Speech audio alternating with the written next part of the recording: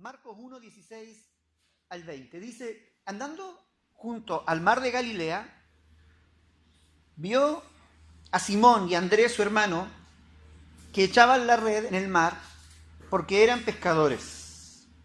Y les dijo Jesús, venid en pos de mí y haré que seáis pescadores de hombres. Y dejando luego sus redes, le siguieron. Pasando de allí un poco más adelante, vio a Jacobo, hijo de Zebedeo, y a Juan, su hermano, también ellos en la barca que remendaban las redes, y luego los llamó. Y dejando a su padre Zebedeo en la barca con los jornaleros, le siguieron. Le siguieron. Una de las cosas que durante algunas semanas estaremos hablando también es acerca de los procesos que Dios tiene con nuestra vida, ¿no? Dios no nos llama a vivir eventos en nuestra vida. Hay mucha gente que le gustan los eventos, ¿no? Parece ser que los eventos surten un efecto mágico. Algunos esperan que los eventos surtan efectos mágicos que transformen, que cambien la vida, que transformen y cambien el destino, que transformen o cambien las situaciones, las circunstancias, ¿no? Y a veces venimos a Dios esperando esos eventos o esas situaciones puntuales, ¿no? Que puedan transformar o puedan cambiar algo en nuestra vida, y no algo, tal vez mucho en nuestra vida también, ¿no? Pero siempre es como que buscamos ese evento, buscamos ese momento, y ponemos la atención, tal vez, esa mujer que fue y tocó el manto de Jesús y fue sanada, por ejemplo, ¿no? Vivió ese evento, vivió esa experiencia de transformación que supone que ese evento cambió su vida. Y así otras situaciones en las cuales Jesús hizo milagros en la vida de las personas, ¿no? Qué sé yo, resucitó muerto a una mujer viuda que iba a enterrar a su hijo muerto. Jesús le resucita al hijo y uno dice, ¡wow! ¡Qué milagro más grande! Si a mí me pasa eso, yo me convierto y me entrego a Jesús de todo corazón y le sirvo por el resto de mi vida, ¿no? Qué sé yo, otra mujer que era encorvada, ¿no? Jesús le toca, le sana y la mujer ¡buah! Vuelve a enderezarse. O el hombre de la mano seca, el hombre que era ciego, qué sé, una serie de milagros que vemos en la Biblia, y también situaciones que cada uno de nosotros ha vivido, que eventualmente ocurren y que a veces nos hacen pensar y decir, ¡buah! Dios es real. ¿Han pasado por eso? ¿Sí? Yo creo que todos nosotros hemos pasado por situaciones, por eventos, por situaciones puntuales que nos marcan y dicen, ¡buah! ¿Verdad? Dios está en este asunto. O a veces cuando nuestra fe está un poco ahí decaída, nuestra fe anda enclenque, débil, la duda viene a nuestra vida porque hay problemas, hay dificultades, las cosas no salen como esperábamos, nos confundimos, de pronto Dios hace algo y decimos, no me tengo que olvidar que Dios está en esto, ¿no? Pero esos son eventos que pueden estar como no pueden estar. Y déjeme decirle que Dios no nos llamó a vivir eventos, situaciones eventuales en su vida, y que sean esas situaciones eventuales las que sustenten o sostengan nuestra fe y sostengan nuestra vida espiritual. Esos eventos están bien para determinados momentos, pero tienen que ser parte de un proceso, ¿me explico? Tienen que ser parte de un proceso completo que Dios nos llama, o cuando Jesús llamó a sus discípulos, no fue para que viviesen eventos en su vida y que esos eventos a ver si les cambiaban, no. Cuando yo leo esta palabra, veo a un Jesús con una intencionalidad, veo a un Jesús con un planning, veo a Jesús con una hoja de ruta, veo a un Jesús con un propósito, con un proyecto para cada una de sus vidas. De hecho, cuando llama a estos hermanos, a Simón Pedro, a Andrés, a Juan, a Jacobo, dice, yo quiero que vosotros seáis pescadores de hombres. Venid en pos de mí, vengan, síganme, que yo haré que seáis pescadores de hombres. Y me gusta esa frase, y quiero que en esta mañana poner atención en esa frase, que seáis, haré que seáis. No que serán ahora, sino que llegaréis a ser. Está hablando de un futuro, está hablando de un proyecto a largo plazo, está hablando de ser parte de un proceso, ¿no? De un discipulado, de una preparación, de una formación, cuyo resultado ellos iban a llegar a ser pescadores, en este caso pescadores de hombres. Cuando Jesús les llama, dice que ellos, lo dejaron todo y le siguieron. Aceptaron la invitación, aceptaron el reto para que sus vidas pudiesen ser transformadas y no ser solo pescadores de peces, sino ser transformados y llegar a ser pescadores de hombres. Nadie nace sabiendo Dios está dispuesto a enseñarles para que llegasen a ser pescadores de hombres. No unos pescadores cualquiera iban a ser ellos, sino que iban a ser unos pescadores de hombres.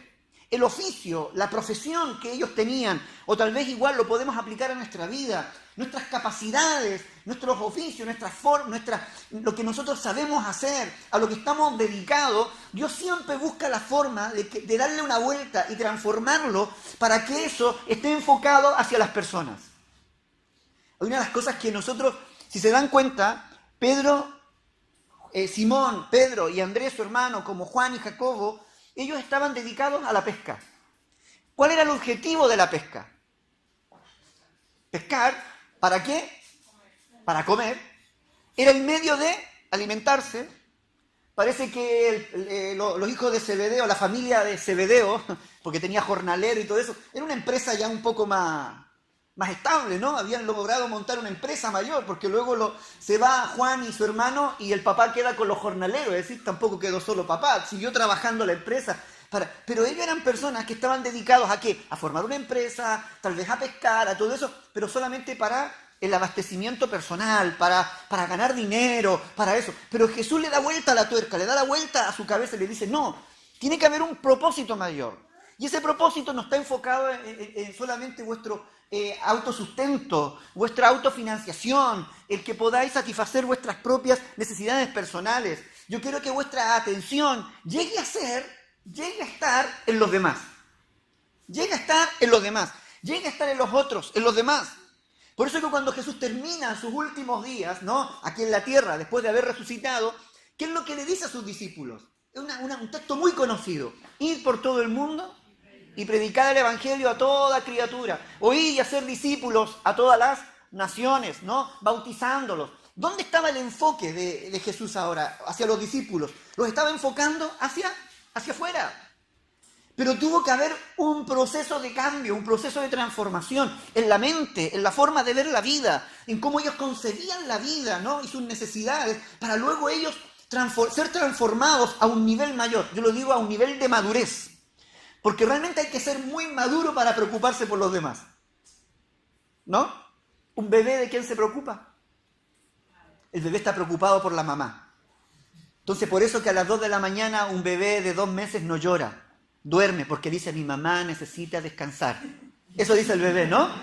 Son maduros los bebés, ¿no? No voy a llorar porque mi mamá necesita descansar. O cuando está aprendiendo a caminar, le dice, mamá, no me cojas, te va a doler la espalda, déjame, yo gatearé por el resto de mi vida. Y ya me pararé solo, no te preocupes, mamá. ¿El bebé está pensando en eso? No. El bebé, mamá, tengo hambre, mamá, cámbiame pañales. No, mamá, no puedo dormir, dame esto. Y las mamás vueltas locas, o el papá también, bueno, también a veces llama una mano ya. También ahí, ¿qué será? La cabeza, aquí lo ponemos de pie, lo sacudimos, ¿no? Lo movemos, le hacemos algo para ver si se le quita el llanto. El bebé no le importan los demás, el bebé vive para sí. ¿Sí? Pero en la medida que va madurando, va creciendo, y por allá por los 70 años, no, poquito antes, ¿no? Por a cierta edad, de pronto ya deja de pensar en sí mismo y se da cuenta que tiene que hacerse responsable de los demás. Primera responsabilidad, una mujer. Segunda responsabilidad, los hijos, la casa. Y empieza a ver las facturas y empieza a decir, madre mía. Y ahí ya el último en comprarse ropa es él, porque tiene que abastecer hasta el perrito que está en la casa, hay que abastecerle, ¿no? A mí me toca comprarle comida hasta el perro ahí, las bolsas y toda la cosa. ¿Por qué? Porque vamos madurando y ya nosotros vamos quedando a un segundo plano. Jesús estaba pensando en eso en la gente. Estaba pensando en procesos en la vida de la persona. Pero eso no es algo que va de la noche a la mañana, no. Es algo que tiene un tiempo. Eso es algo que va a requerir tiempo en nuestra vida. Todos los cambios que Dios quiere hacer en nuestra vida no se viven en base a eventos. Recuerde siempre eso. Dios no va a cambiar la vida con un evento. Tal vez ese evento va a marcar tu vida, pero tú vas a volver a la rutina, porque tu vida no va a cambiar ciertos aspectos. Mucha de la gente a la cual Jesús sanó, alimentó, liberó, no transformó, gracias a su sanidad y a su providencia, no estuvieron con Él cuando Él estuvo en la cruz del Calvario. Por el contrario, muchos de ellos le decían, crucifíquenlo, crucifíquenlo, crucifíquenlo. Le dieron vuelta la espalda a Jesús. Porque los eventos, eso no transforma realmente la vida. Y Jesús lo que quería era que sus discípulos pudiesen ser transformados, pudiesen ser cambiados, pudiesen ser mudados en otra persona, transformados en otras personas maduras, útiles a la sociedad, que sirviesen también a los demás y que no solamente estuviesen enfocados en satisfacer sus propias necesidades. Por eso es que viene esa palabra, esa frase, lleguéis a ser. Nos habla de un proceso de discipulado intensivo y organizado, ¿no? Y no intensivo también, sino intencional. Dios tiene una intención con nosotros. Entonces, por eso que esas frasecitas que nosotros ocupamos, ¿qué querrá el Señor? No es una mera frase. Es una pregunta que debemos constantemente hacer así. Señor, ¿qué quieres tú que yo haga? ¿Qué quieres que haga? ¿Qué pasa, Señor? ¿Qué quieres enseñarme? ¿De qué cosas todavía no he espabilado, Señor? Y quieres que ya me entere. ¿Qué cosas son las que te necesito aprender en medio de esta situación, en medio de esta circunstancia? Porque si no aprendo, volveré a tropezar con la misma piedra, volveré a equivocarme, seguiré siendo la misma persona, no me renovaré, no cambiaré, ¿no? La semana pasada hablábamos de que los que esperan al Señor tienen nuevas fuerzas, son renovados, caminan y vuelan como las águilas, ¿no? Caminan, corren, pero el deseo de Dios es que volemos como las águilas, ¿no? Vayamos más allá.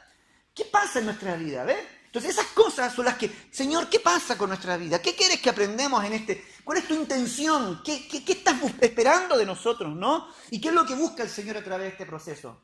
Entiéndalo en esta hora y si quiere lo apunta. Él dirige a cambiarnos. Espiritualmente quiere cambiar nuestra vida. Por eso es que el primer cambio que Él provoca es el nuevo nacimiento. Él quiere cambiar nuestro interior. Un cambio espiritual, un cambio de mentalidad. Déjeme decir, nuestra mente necesita ser cambiada, ¿no? Necesita ser transformada, necesita ser moldeada también. Nuestras emociones necesitan ser cambiadas, ¿no? Y ya veremos algunos aquí, como un Pedro, temperamental, impulsivo, y que Dios tuvo que enseñar a controlarle, Jesús tuvo que enseñarlo, ¿no? Entonces el Señor quiere provocar cambios espirituales, mentales, emocionales, estructurales incluso en nuestra vida, ¿no? Para que lleguemos a ser pescadores de hombres. Para que lleguemos a ser útiles en sus manos, para que lleguemos a ser personas que le sirven a Él, que sirven en la sociedad, ¿no? Personas maduras, fuertes, estables también. Ellos serían convertidos, cambiados a través del nuevo nacimiento, pero luego también serían perfeccionados luego de ese cambio. Lucas 6, versículo 40, si lo podéis buscar, sin perder el anterior, pongan el dedito, una hoja, lo que sea, sin perder lo anterior, ¿no? Lucas 6, 40, miren lo que dice Jesús. Esto lo dijo Jesús. El discípulo... ¿Cómo? El discípulo no es superior a su maestro. No, en este caso Jesús está diciendo, usted no vais a ser superior a mí. Más, dice, más todo el que fuese perfeccionado, ¿qué será? Será como su maestro. Ah, pero el que es perfeccionado tal vez no va a ser superior, pero va a ser como. ¿Cuál es el objetivo de Jesús? Que seamos como Él, no parecidos, como Él. Que seamos como Él. No, es que Jesús era Jesús. Bueno, Él nos quiere perfeccionar.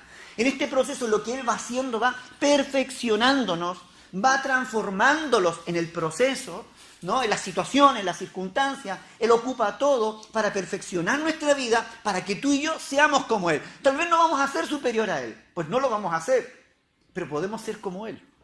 Y lo que Él espera es que nosotros seamos como Él, porque lo que Él desea es que la gente nos ve, cuando nos vea a nosotros, lo vea a Él. ¡Wow! Este es como Jesús. Ana es como Jesús, ¿no? Es como Jesús. Paz es como Jesús. Se parece a Jesús. Tiene algo de Jesús, ¿no? Una actitud, una reacción. Algo tiene después de esto. ¿Cómo empieza este proceso? Todo comienza como un llamado. Dice la Biblia, vuelvo a Marcos 13, que después subió al monte, llamó así a los que Él quiso. ¿Sí? ¿Vamos bien?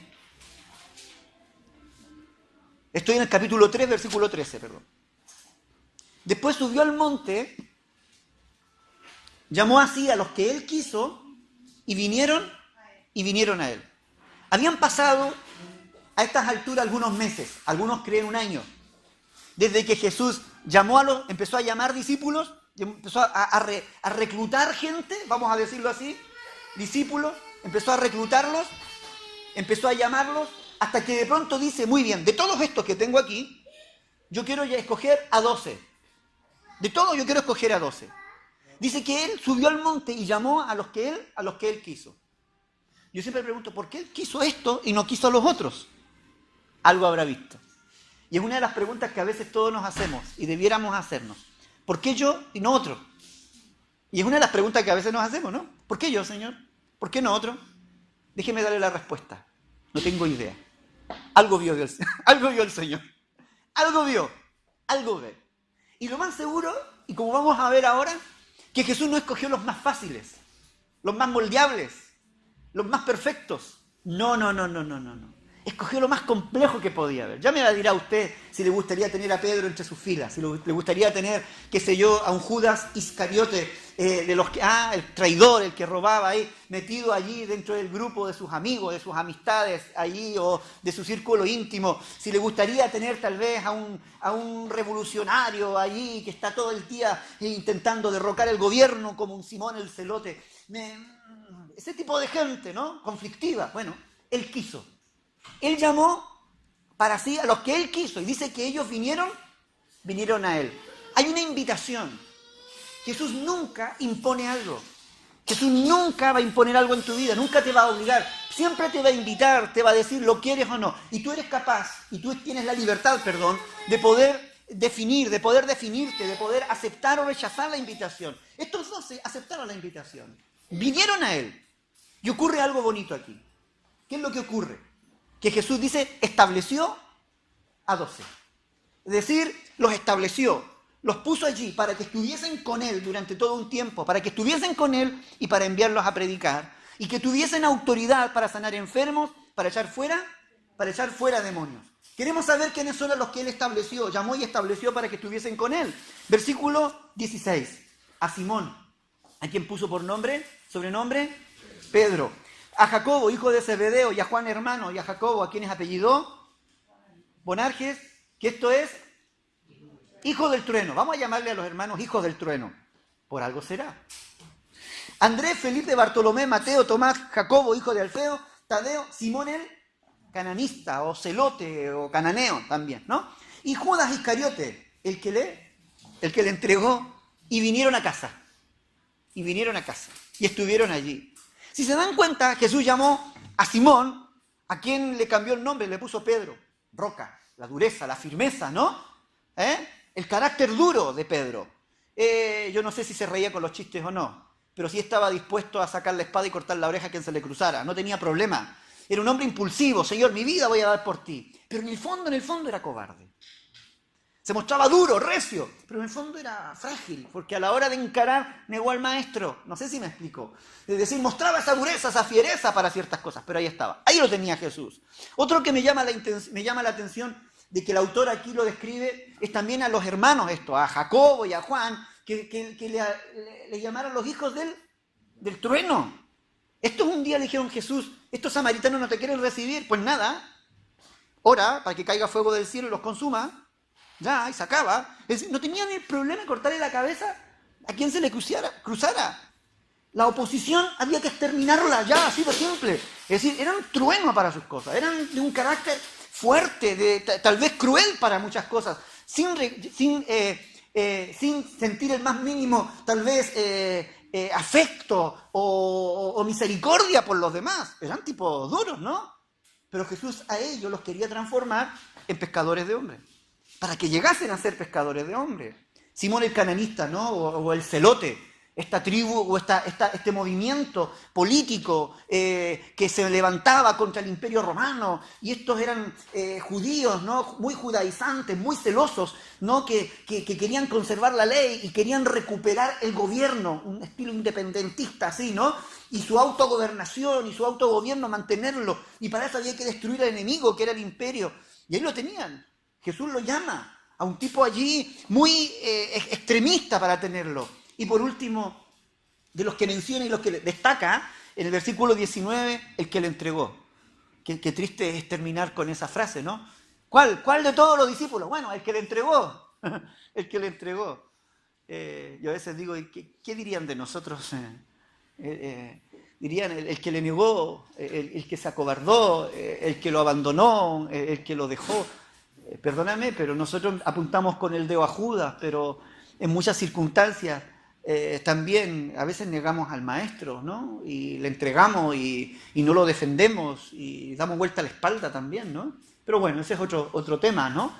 Pero si se dan cuenta, el autor se encarga de describir el tipo de gente con el que Jesús estaba dispuesto a transformar para que llegasen a ser, ¿sí? Para que llegasen a ser pescadores, para que llegasen a ser pescadores de hombres, preocupados por los demás. A estos, dice la Biblia, que llamó. Los llamó. Venir aquí, ven aquí, ven aquí, vamos a hablar. Yo a ti te estoy escogiendo. De todos estos, yo quiero que tú seas parte de esto, ¿no? Y luego dice que los estableció. ¿Y estos qué hicieron? Vinieron a casa con Jesús.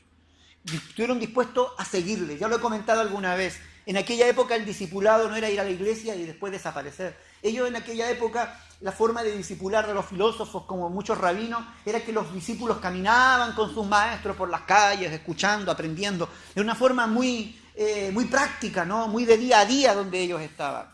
Y estos vinieron a estar con Jesús en su casa, vinieron a convivir. El proceso comienza siempre con un llamado a seguir a Jesús y continúa con la permanencia a su lado. Y permítame aclarar esto. Muchos de nosotros sentimos que Dios nos ha llamado. Y podríamos decir, a mí Jesús me ha llamado. Sí, Jesús me llamó un día. Jesús tal día me llamó a que le siguiera. Y yo acepté el llamado. Ahora la pregunta es, ¿has permanecido al lado de Él? ¿Continúas caminando al lado de Él? ¿Habitas con Él? ¿O simplemente vienes al llamado y luego del llamado ya te olvidas? El evento del llamado y luego te olvidas, ¿no? Esto no era gente que solamente asistía a eventos de llamado, sino que permanecía luego en ese llamado, permanecía al lado de Jesús, siguiendo a Jesús, porque el proceso de todo lo que Dios quiere hacer en nuestra vida no es el llamado. El llamado es un inicio de todo. El día que aceptaste a Jesús en tu corazón, el día que aceptaste el señorío de Cristo en tu vida, el día que dijiste, Señor, ayúdame, socórreme, no sé cómo lo habrás dicho y qué es lo que habrás hecho, pero tú entendías que tu vida sin Cristo no era nada, ese era simplemente el llamado, era el comienzo. Pero eso no garantizaba una transformación permanente, porque la transformación permanente no viene por ese llamado, viene por permanecer al lado de Él, viene por mantenerse al lado de Él. Entonces Jesús viene y los invita y ellos aceptan, vienen a donde Jesús, que está en su casa, ¿no? Para poder permanecer en ese llamado, para poder permanecer al lado de Él y poder vivir los cambios en su vida que son totalmente necesarios. ¿Para qué? ¿Para qué había que estar al lado de Jesús? Miren el objetivo de Jesús que Él tenía, versículos 14 y 15. Los estableció a los 12 para que estuviesen con Él. ¿Para qué? Para enviarlos a predicar. Versículo 15, y para que tuviesen autoridad para sanar enfermos y para echar fuera demonios. Dos cosas claras, para enviarlos, pero con autoridad. Y yo quiero en esta mañana, brevemente, hablar solamente de la primera parte, para que estuviesen con Él, y luego enviarlos a predicar. Y quiero plantear solamente una pregunta. ¿Qué ingredientes por qué era tan necesario que estuviesen con Él para luego enviarlos a predicar? ¿Qué tenía que tener esa predicación que era necesario que ellos estuviesen primero con Él? ¿Qué procesos, ¿no? ¿Qué situaciones tenían que vivir para que o más bien dicho, que esa predicación tenía que reflejar? No sé si me logro explicar. ¿Por qué era necesario, antes de predicar, permanecer al lado de Él? Para aprender de Él. Muy bien. ¿Qué más?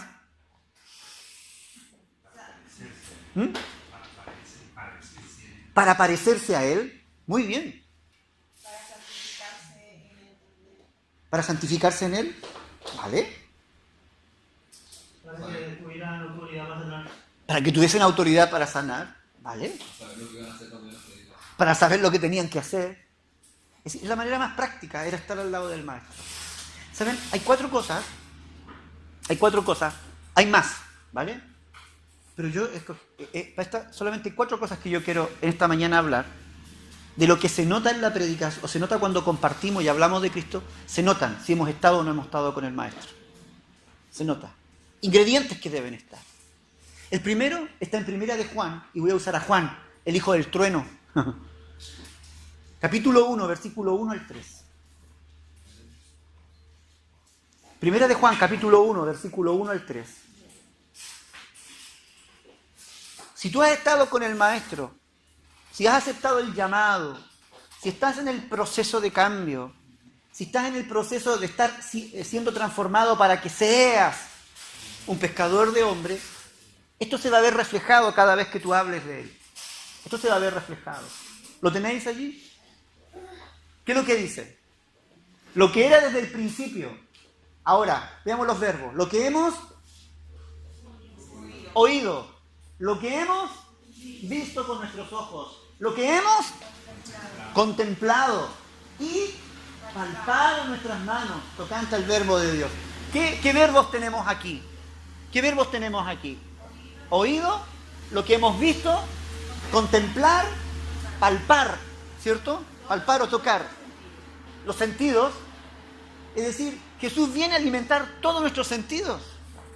Jesús no es algo místico, ¿no? Donde entro aquí en un éxtasis a ver si el aura interna del hombre se conecta con el hemisferio no sé cuánto y cae un rayo y no sé qué. No. A Jesús tú lo puedes tocar, lo puedes ver, lo puedes palpar, lo puedes sentir. Porque luego lo que Jesús quería es que la gente tocara a Jesús. Cuando los discípulos tocaran a Jesús, ellos pudiesen tocar a la gente como Jesús les tocaba a ellos. Cuando los discípulos hablaran de Jesús, Jesús quería que los discípulos hablaran a la gente como Jesús hubiese estado hablando a la gente. Me voy a explicar. Conocer a Jesús. Segundo, esto nos habla, lo primero que se nota cuando alguien ha estado con Jesús es si le conoce o no le conoce. Es si le conoce o no le conoce. Cuando tú conoces a Jesús se nota. Y eso se nota aquí. ¿Por qué? Porque le ha visto, porque yo le he oído, porque lo he tocado, lo he contemplado. ¡Guau! ¿Qué es lo que es contemplar? ¿Qué a ti te pasa? Pero a mí me encanta sentarme y ver lo que Dios está haciendo. Yo lo veo. Yo a veces me siento y digo, ¡guau!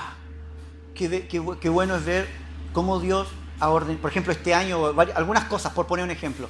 Cómo Dios ha ordenado todo para que mi hija vuelva a estudiar aquí a Pamplona. Lo tuvimos todo el año pasado en Logroño y este año hicimos la jugada, y Dios empezó a abrir las puertas, ¡pum! Le reconocieron todo y prácticamente ahora va a ser segundo año. No tiene 2 asignaturas de primero, todo. Y yo admiro lo que Dios ha hecho. Y a veces me siento y digo, ¡guau! He hecho las cuentas y los números no me cuadran. Pero ¿cómo he llegado hasta aquí? ¿Cómo pude pagar esto? Contemplo, admiro y digo, ¡buah! ¡Qué grande es Dios! ¿Cómo lo pudo hacer? Si las cuentas no me cuadran, Dios lo hizo, no me queda otra... No lo puedo explicar de otra manera, ¿no? ¿Qué sé yo? Cuando veo a mi familia, veo a mis hijos, digo, gracias, Señor. Contemplo mi matrimonio, contemplo la congregación, ¿sabes? La contemplo también. Los hermanos, los Judas que me han tocado, Señor. Los Simones, amén. No. Gracias a Dios ningún Judas todavía ha entrado aquí. Y si llega habrá que aceptarlo. ¿Qué le vamos a hacer si Jesús lo aceptó? No. Tú los admiras y contemplas y dices, ¡buah! Qué bonito es ver lo que Dios está ejecutando. Eso es contemplar a Dios, ¿no? Mirarlo y agradecer y admirarse y sorprenderse, ¿no? Y luego uno ya ni se sorprende porque está... Otra vez tú, Señor. Si yo ya sé que eres tú. Ya ni nos sorprende, es tan diario, es tan común ver que Dios está ejecutando algo a nuestro alrededor, verlo, que Él está organizando todo, que uno dice, ¡buah, Señor!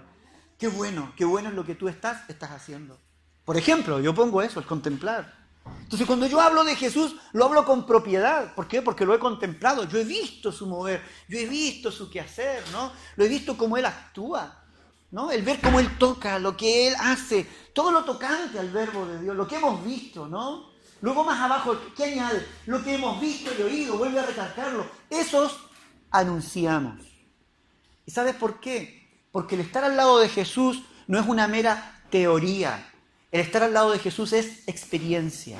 Y cada uno de nosotros tiene que hablar siempre gracias a la experiencia. Porque la experiencia es la que nos enseña, la experiencia es la que nos moldea. Entonces Jesús llamó a sus discípulos para que viviesen experiencias al lado de Él, para que ellos luego hablasen con propiedad acerca de la experiencia que habían hablado de Él. Por eso es que a mí mi fe o la fe de quienes viven la experiencia al lado de Jesús se transforma en inamovible casi. ¿Por qué? Porque la experiencia le ha dado sustento, le ha dado fuerza. A veces nos falta experiencia al lado de Jesús. ¿No? O no somos capaces de vivir la experiencia, caminar al ritmo, no soportamos, no aguantamos en medio de la prueba, como yo decía al principio, en vez de quejarnos a veces, decirles, Dios, ¿qué tengo que aprender de esto? A ver, ¿qué tengo que escuchar? ¿Qué tengo que oír? ¿Qué es lo que me quieres decir en medio de esta experiencia para yo poder aprender, para poder hablar?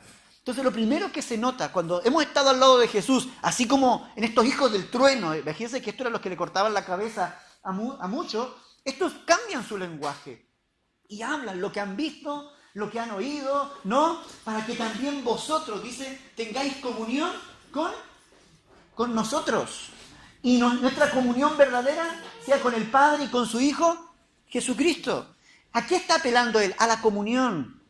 Si a Juan le hubiesen preguntado, cuando recién fue reclutado, acerca de la comunión, él le hubiera dicho, no, que caiga fuego del cielo y a todos los que se oponen, no están de acuerdo conmigo, los mate. Nada de comunión aquí, ¿no? La única comunión es que nosotros tenemos la verdad y la razón. Los demás hay que matarlos, hay que cortarles la cabeza. Pero él está orando ahora. Él ahora está intercediendo, está trabajando. ¿Para qué? Para que todos vivan en comunión, en medio de la diversidad, en medio de la diferencia. Jesús es así. Jesús es pro comunión, es poder estar con los débiles, con los que desamparados también, y poder echar una mano y para que ellos puedan salir adelante, ¿no? Entonces lo primero que se ve reflejado es nuestro conocimiento acerca de Cristo. No el conocimiento teórico, sino el conocimiento del corazón, el conocimiento de cómo piensa, de cómo actúa, de lo que siente, ¿no? Este Juan, imagínense, estuvo recostado hasta en el pecho de Jesús. Conocía el palpitar del maestro, ¿no? Tenía confianza, tenía intimidad al lado del maestro. Eso le llevaba a hablar con propiedad. Una segunda cosa que aprendemos cuando estamos en comunión con el Señor y estamos al lado de Él está en Filipenses 3:8. Filipenses 3:8. Podemos conocer a Jesús, pero hay algo aquí, hay otro ingrediente bueno que también se nota cuando hablamos de Cristo. Filipenses 3:8. ¿Qué es lo que dice? Y ciertamente aún estimo todas las cosas como pérdida por la excelencia del conocimiento de Cristo Jesús. Este es Pablo, mi Señor. ¿Qué dice ahora? ¿Por qué? ¿Por la fuerza, por la ley, por el miedo, por el terror a que me pueda venir las 10 plagas de Egipto? No, por amor, del cual lo he perdido todo y lo tengo por basura. ¿Para qué? Para ganar a Cristo. Yo lo resumo esto en una palabra: pasión. Pasión por Cristo, apasionados por Cristo, enamorados de Cristo. Totalmente, no solamente comprometidos como quien ha firmado un contrato y después ya no lo puedo. No. Alguien que está comprometido porque ama, porque ve, porque ha experimentado. Entonces entiende de que fuera de Cristo no hay nada. Que por amor a Él vale la pena dejarlo todo, rendirlo todo. Y es más, pagar cualquier precio para seguir conociéndolo, para seguir contemplándolo, seguir viviendo experiencias al lado de Él. Eso se nota en nuestra predicación. Eso se nota cuando hablamos de Cristo. Hay gente que habla de Cristo como quien habla de un personaje histórico. Te cuentan la historia de Jesús. Te hablan de Dios y te hablan de Cristo como que quien fuese un gran hombre, un religioso interesante, o un filósofo, tal vez un curandero de aquella época, o simplemente como un referente histórico. Nada más. Hablan de Cristo como quien habla de cualquier persona. Pero quienes conocen a Cristo, se nota en su forma de hablar. Se nota esa pasión, se nota ese amor, se nota esa entrega, se nota ese compromiso cuando hablan de Él. Se nota que la gente no está hablando de los labios hacia afuera, sino que Cristo ha invadido, se han llenado de Cristo, y están enamorados de Cristo, están apasionados de Cristo, ¿no? Están comprometidos con Él porque le aman. Y eso se nota cuando tú y yo hablamos de Él, cuando hacemos referencia de Él. Eso se nota. Y eso es lo que se logra, ¿sabes cómo? Estando con Él. Por eso es que Él le dijo a sus discípulos: vengan, yo quiero que ustedes se establezcan, que vengan a estar conmigo, que pasen tiempo a mi lado, para que me conozcan y para que me amen con todo vuestro corazón. Hechos 7, versículos 55 al 60. Hechos 7, del 55 al 60. Esteban, uno de los primeros mártires allí en la iglesia del primer siglo. El hombre entregó su vida dando testimonio acerca de Jesucristo el Señor. Mire lo que él hizo. Pero Esteban, lleno del Espíritu Santo, puesto los ojos en el cielo, vio la gloria de Dios y a Jesús que estaba a la diestra de Dios. Y dijo, he aquí veo los cielos abiertos y al Hijo del Hombre que está a la diestra de Dios. Entonces ellos, dando grandes voces, se taparon los oídos y arremetieron a una contra él. Y echándole fuera de la ciudad, le apedrearon y los testigos pusieron sus ropas a los pies de un joven que se llamaba Saulo. Y apedreaban a Esteban, mientras él, ¿qué es lo que hacía? Invocaba y decía, ¿qué decía? Señor Jesús, recibe mi espíritu. Y puesto de rodillas, clamó a gran voz. ¿Y qué dijo a gran voz? Señor. ¿Qué más? No les tomes en cuenta este pecado. Y habiendo dicho esto, murió. Lo último que dijo fue, Señor, no le tomes en cuenta. ¡Pah! ¡Pah! Piedrada, ¿no?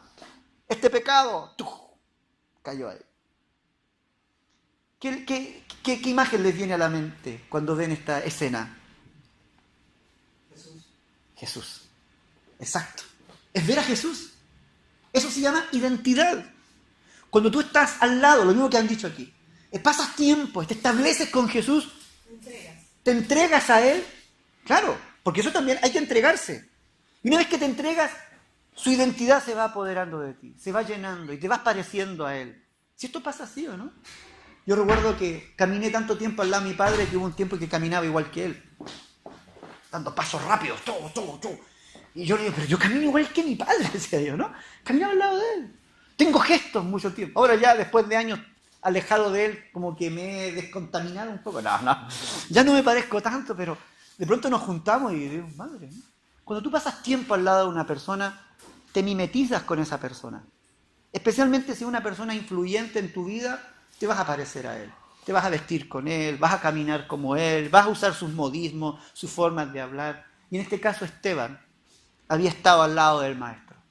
Se nota que había estado. Tal vez no en la misma época. No era de los 12. Pero cuando una vez que conoció a Jesús, dijo, tengo que conocer más de Cristo. ¿Qué es lo que hizo Jesús? ¿Cómo actuaba Jesús? ¿Cómo pensaba? ¿Cómo reaccionaba Jesús? ¿No? Y se fue impregnando de su vida, al punto que a la hora de morir, muere igual que Jesús. ¿Acaso no fue lo mismo que dijo Jesús en la cruz? Señor, perdónale, no le tomes en cuenta estos pecados porque no saben lo que hacen. Bueno, el de allí sí sabe, pero también. Perdónalo, Señor, porque no saben lo que hacen. ¿Y él qué dice Esteban? Lo mismo que Jesús. Actúa igual que Jesús. Cuando alguien ha estado con Jesús, recuérdalo, va a actuar y va a aprender a actuar igual que Jesús. No de una forma forzada, sino de una forma natural. Porque el fruto del Espíritu se va a desarrollar en él, para que estos frutos se vean con naturalidad. Y en cuarto lugar, Efesios 1, versículo 18 al 21, un cuarto elemento que se ve reflejado también cuando hablamos de Cristo, no solamente el conocimiento que tenemos de Cristo, no solamente el amor y la pasión que tenemos por Cristo, no solamente la identidad que ahí está muy reflejada, sino también hay algo aquí.